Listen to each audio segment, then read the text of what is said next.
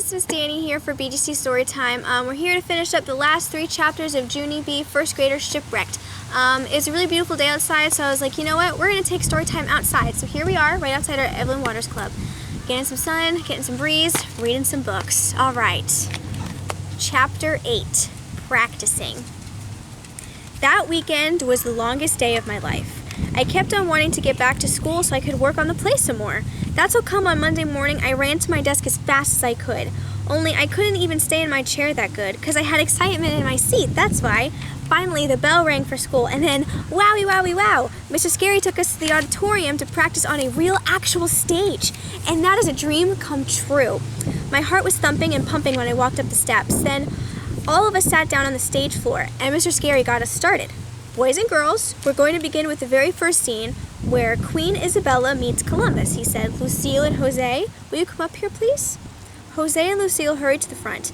Then Mr. Scary stood them on separate sides of the stage, and they walked towards each other until they met in the middle. They said their lines. Hello, sailor. My name is Richard Queen Isabella, said Lucille. Jose did a bow. Hola, Queen Isabella. My name is Cristobal Colon, he said. I would like to look for a new trade route to China. Can I please have some money to sail the ocean blue? Lucille pretended to think about it for a second. Then she fluffed her fluffy hair, and she pulled fake money out of her purse. Okay, here's some money, she said, but please, bring back change. Mr. Scary quick raised his hand in the air. Hold it. I don't really remember the line about bringing back change, Lucille, he said. Is that something new you've added? Lucille nodded. Yes, my Nana and I thought of it over the weekend, she explained. Nana says that rich people always ask for change. How else do you think they got rich? Mr. Scary stared at Lucille a really long time. And finally he said, let's move on. And he called for the actors in Scene 2. Scene 2 is where Columbus picks out the sailors for his trip. All of the sailors ran speedy quick to the front of the stage. Then Jose stood up on a box in front of them, and he said his next line. Who would like to sail the ocean blue with me? Please call out your names, he said. And so the sailors called out their names. And guess what? One sailor was named Sinbad, and one was named Popeye, and the other one was named Captain Hook. I clapped my hands very happy. This play is turning out better than I thought, I said. After that, it was time for the 3 ships. I quick grabbed Sheldon's hand, and I pulled him behind me to the front of the stage. And what do you know? I got there first. And Sheldon got there second. And May was last. I skipped all around her very springy, and I sang a happy ship song. The Pinta got here first. The Pinta got here first. Hi-ho, the Dario. The Pinta got here first. Mr. Scary made a mad face. Junie B, that's enough, he said. For the very last time, this is a play, not a race. May stuck her nose out at me. Yeah, Junie Jones, this is not a race. Not a race. You understand? Mr. Scary bent down between us. I'm talking to you too, May, he said. If you two can't get along, I'll find someone else to do both of your parts. Do you understand? May kept looking at me. I understand. Do you, Junie Jones? Do you? Do you? Do you? Mr. Scary stood back up. Then, very silently, he took May to the back of the stage and he made her sit down. I laughed and I pointed and I waved back there. Then bad news. I had to sit down too. Chapter 9, Shipwrecked. Thursday. Dear First Grade Journal, tonight is Parents' Night, and good news, Roger came back to school today, only now he has a little bit of a cold, only who cares, because yay, he is going to be land. We practiced our play 3 more times today, and it all went very good, except for Sheldon doesn't want to sail to Jeremy Roger, plus May kept on hogging the whole entire ocean blue. From Junie B, first grader. As soon as I finished writing, the bell rang to go home. I quick put away my journal, and I skipped out of room 1 very gleeful. Only, that night after I ate dinner, Mother and Daddy drove me right back there, and I skipped back in again. And guess what? There were parents snooping everywhere. They were snooping on our bulletin boards, they were snooping at our desks, and they were even snooping in on our test papers. All the children had attention in us. Because every test can't be a gem, you know? Then finally, Mr. Scary saved the day. He clapped his loud hands together, and he said it was time for the play.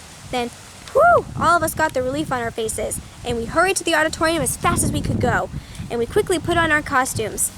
I tapped on Sheldon very giggly. My stomach has flutterflies in it, I said. Does yours, Sheldon? Does your stomach have flutterflies in it?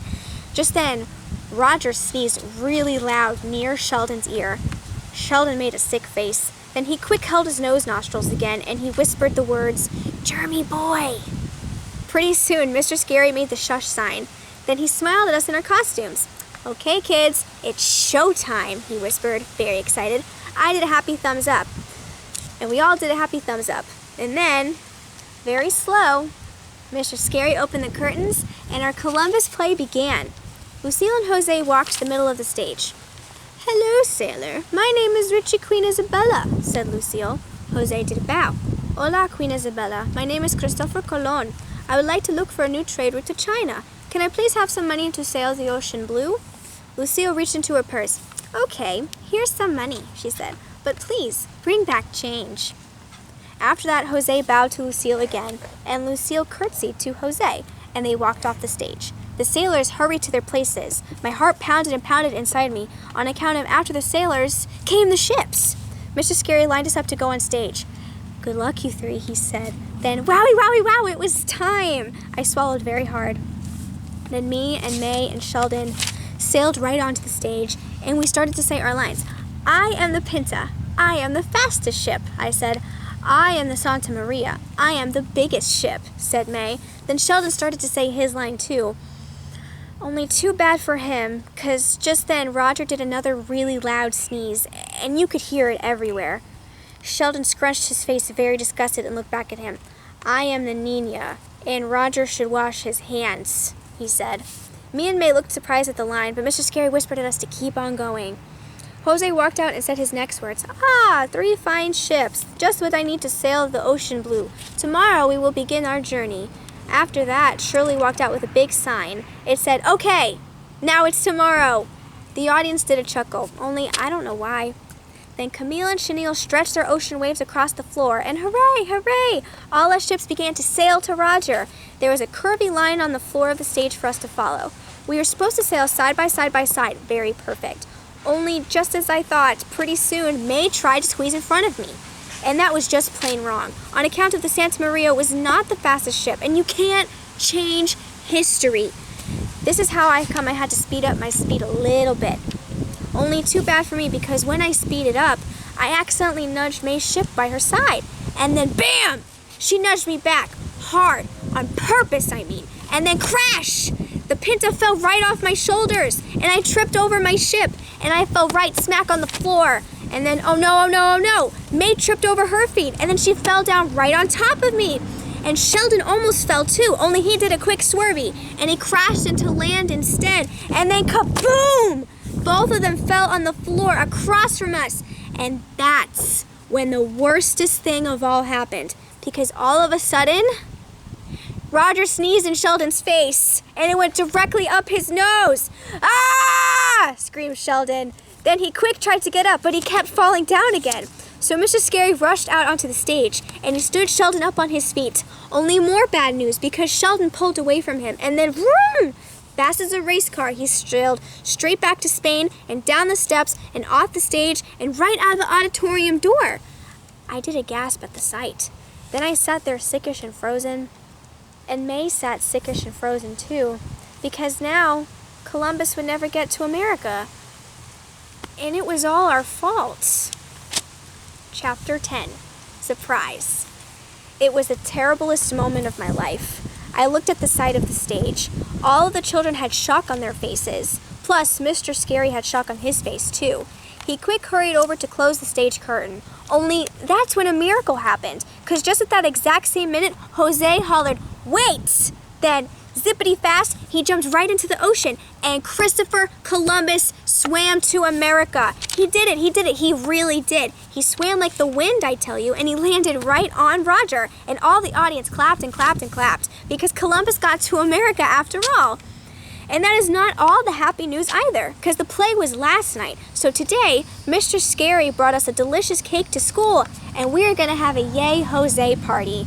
Only there is still one teensy problem. On account of some of the children aren't actually speaking to me and May because of what happened during the play. And so lucky for me that my bestest friend Herbert got back from the virus today, because he already helped me write an apology right to room 1. I am going to read it after we have cake, on account of children are in better moods if they have sugar in them, I'm pretty sure. Here's what I wrote to Room 1. Dear Room 1, except for not actually May. I am sorry I fell down at the play. I am going to take all of the blame for what happened, because that will be big of me, I think. And so I am not going to mention about how I got rammed in the side by another ship. Real hard, I mean, like an iceberg. Thank you for not being mad at me. You are a delightful bunch. Your friend, Junie B., first grader. P.S. In the next play, I will be a mouse. On account of ships can sink, but mice float usually, I'm sure. And so a mouse play is still the way to go, I think. Alright guys, wasn't that a crazy way to end that play? Who would have thought? Thank goodness that Jose was there to save the day, and I'm glad that Junie B learned a lesson of maybe, chill out a little bit. I hope you guys liked it. Thank you for joining me out here during story time, and I'll see you guys later. Bye!